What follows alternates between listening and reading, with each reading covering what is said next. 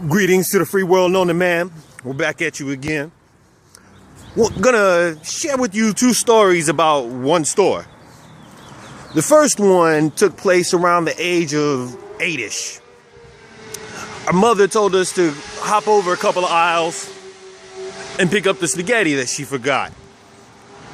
So, as a good son would do, walked right over, and as soon as we put our hand on the spaghetti, we hear our mother screaming vulgarities, and who the hell do you think you're talking to?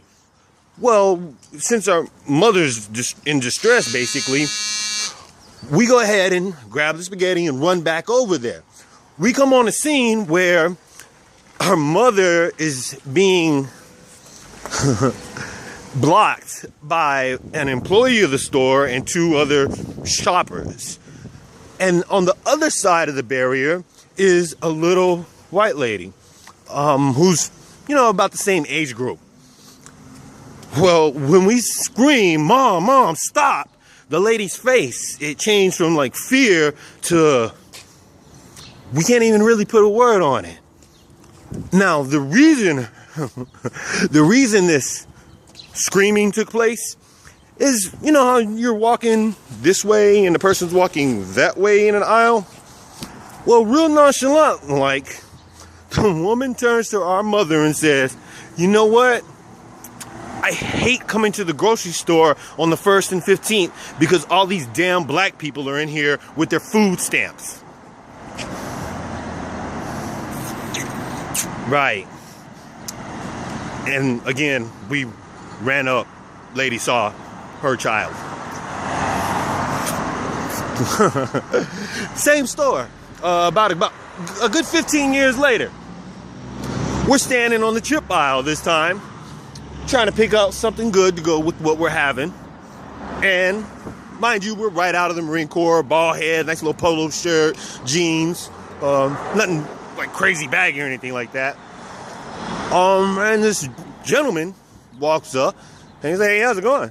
I'm pretty good, sir. And yourself? Oh, all right.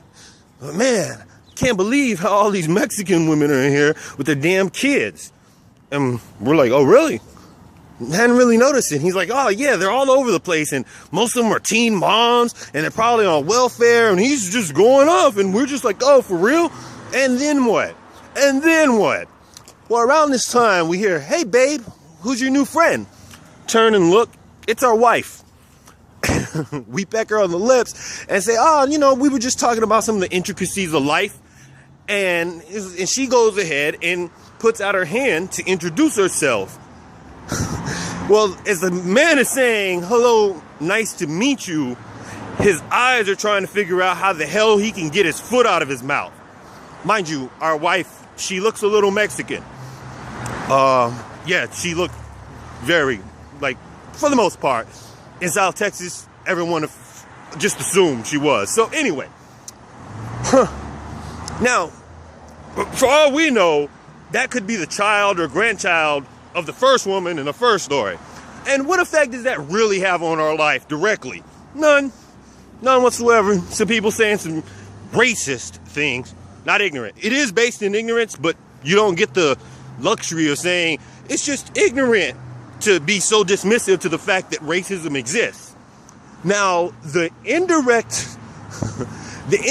effect causes videos like this to be made. And the possibility, if not plausibility, that those people still have family and friends that think just like they do.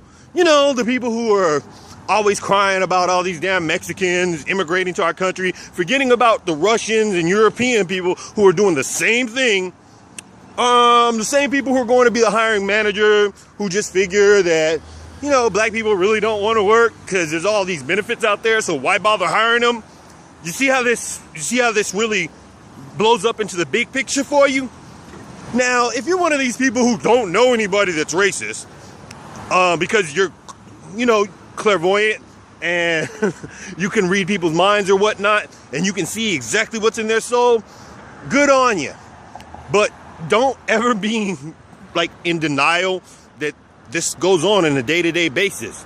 It's just that these folks are smart enough to not bring it up in front of you. So yeah, One store, two stories. It's really funny over here.